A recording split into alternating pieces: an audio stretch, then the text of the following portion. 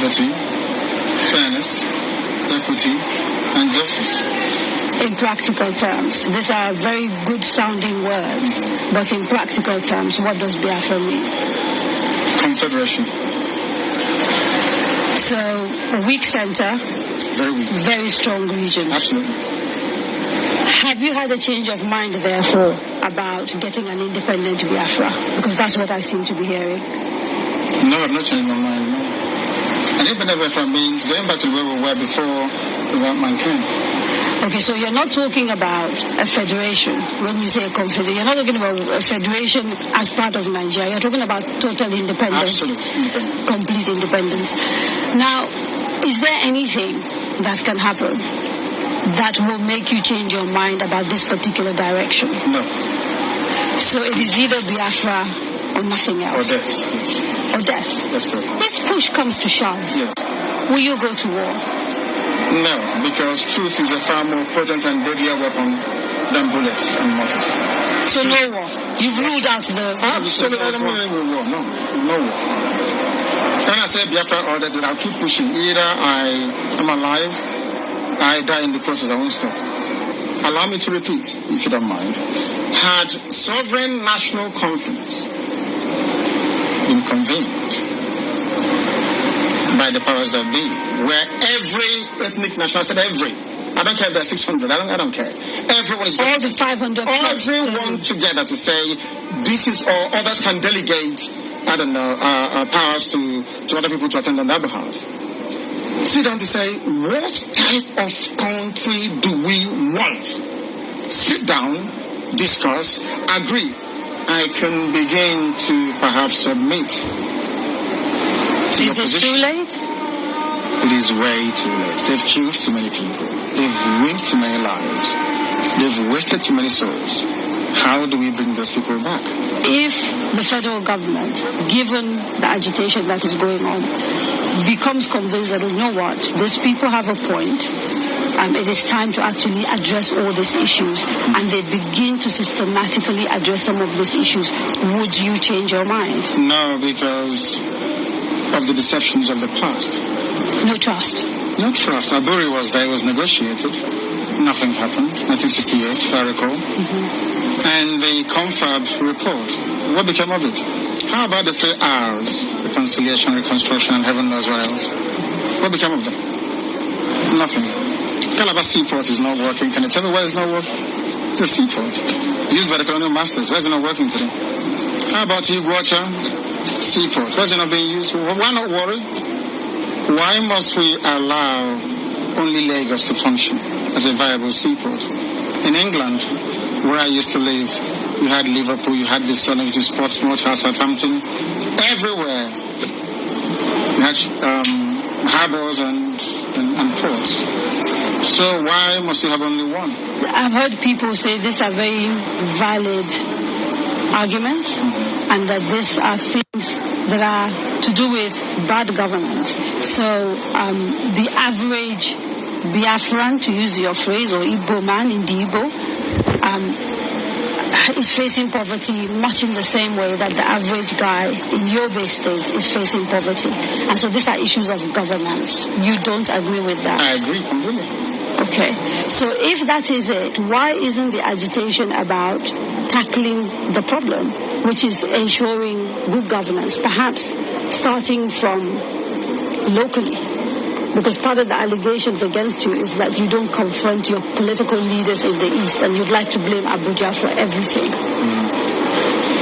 Because the way I would want to solve a problem is not how a Fulani man wants to solve it. You really believe this is an ethnic thing, and the approach is different? No, the approach is different. No, it's not ethnic. It is more to do with value system. Right. The way you may want to solve a problem could be markedly different from how I do mine. What is the geographical makeup of Biafra, as far as you are concerned? This Biafra that you want. So, for example, if we're doing a referendum, where will that referendum take place? Is it only the 5? No. It's okay. It's on, which is River State, Bayelsa, Delta, Anambra, Imo, Enugu, Ebonyi, Cross River, 5, of course. Those are the coasters. Basically, Bielsa? Yes. Southeast and South without Edo State. Without Edo State. That's correct. And then including Igedem, Idoma. Right, the Benues. So the Igalas and part of the Kogi state, right? Nyesom Wike, the governor of the governor of Rivers State, made a statement, I think it was yesterday or the day before yesterday, and said, you should not be including Rivers State and the Kwere people. Not him. I can decide for Biafrans. They have to go and vote and convince the whole world that they want Biafra. It's not for us. It's only one man, one vote. But what if they're not even willing to take part in the referendum? Because I've had people from the South, for example, from Bielsa. I've had people from Cross River. I think there's a famous actress, Kate Henshaw, for example, wrote a long piece about why people of the South don't want to be dragged into a place called Biafra. You're saying, regardless of what they say, you want a referendum in those parts? Because I know the majority of the people want a referendum. I was in Iguacha yesterday. How do you know? I was there yesterday. I was in Iguacha yesterday. You call Port Harcourt. I was there yesterday. I should have been there to see what happened. Now, they were delighted to see me. I'm sure you know that. It's all over the place. They're very happy to see me. I bet Kate Henshaw wouldn't get such reception. Where she to go to? She's a big, popular Nollywood actress. I wouldn't necessarily. I'm telling you, if I go to her village, people will turn out to see me more than turn out to see her.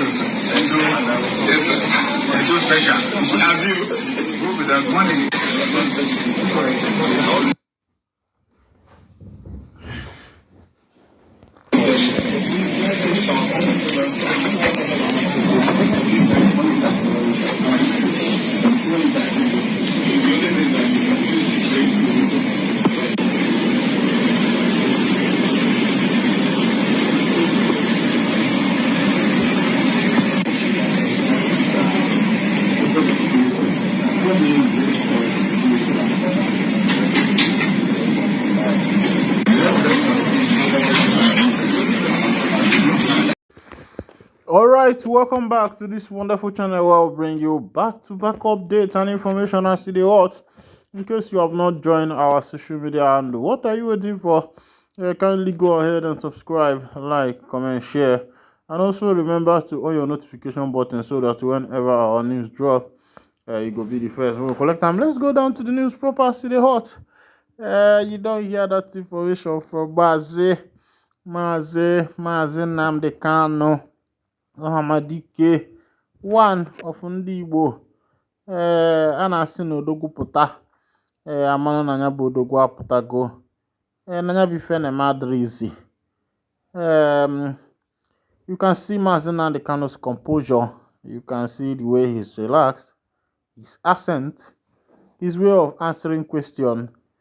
I don't think that there is any leader, even the president, the governors in NIG, that could be compared with Mazi Nnamdi Kanu. His wisdom, his display of wisdom, his display of his opulence of wisdom, cannot be compared to any governor. And this will tell you the reason why this man is being fought, the reason why they are against him, the reason why they don't want him to,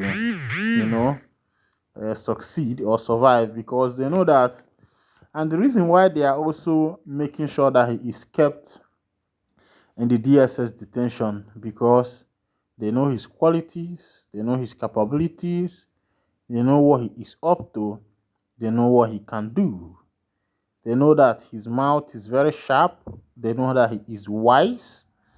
They know his understanding. They know his deep wisdom.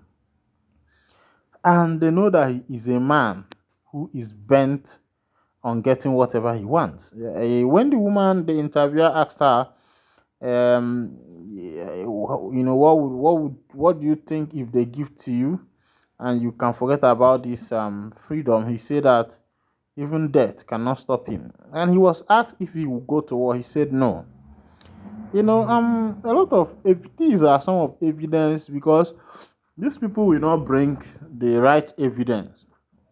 Nnamdi Kanu has said it before now that he is not ready to go to war. That even though he prefer dying in this struggle, but it is not true war, but truth, through bringing about truth, through speaking the truth, through enlightening the people. And Mazi Kanu has never forced anybody to follow him.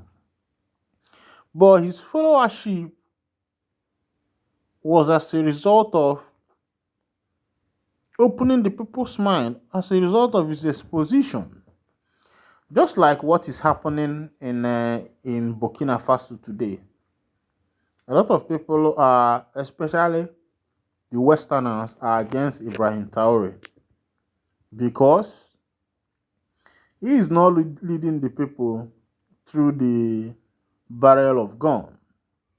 But he was able to buy his people's love by exposing them to the truth, by opening their eyes, opening the eyes of their understanding to see, to know that these Westerners have reaped them.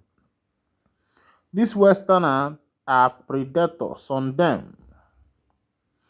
Up until before Ibrahim Traore came into power, Burkina Faso, a nation that produces so much gold annually, never had a gold reserve.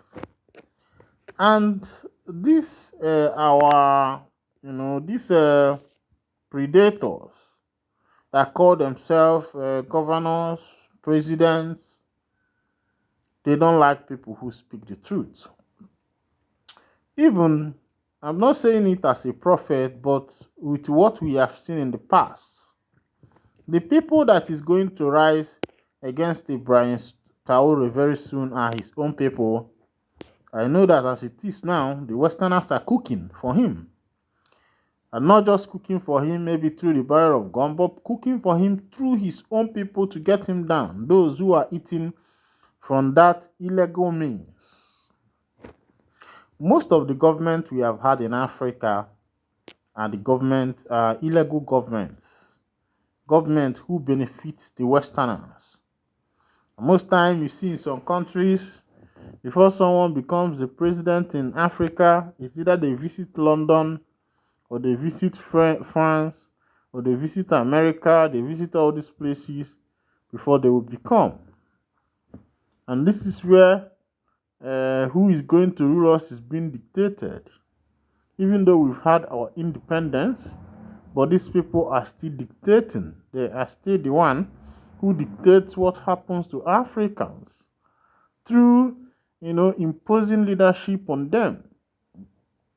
So most times they come as electoral observers, but they are not there to observe election. They are there to observe if their plans are actually working out. Because even though Africans, agreed they had independence, but there were some deals signed, and these deals were the foundation of African independence. America had their independence through 30 years war. A continuous 30 years war took place in America before America had her independence. Before they were able to have their independence, they fought the British. It was not an easy journey.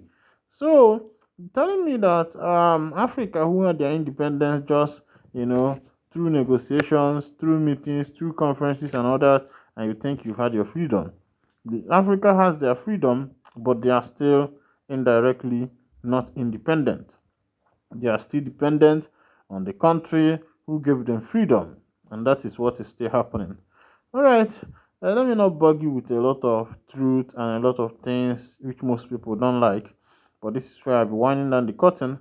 And if this is your first time of joining us on this wonderful channel, kindly go ahead and subscribe like, comment, share, and also remember to on your notification button so that whenever our news drops, you'll be the first to see it. Thank you for listening.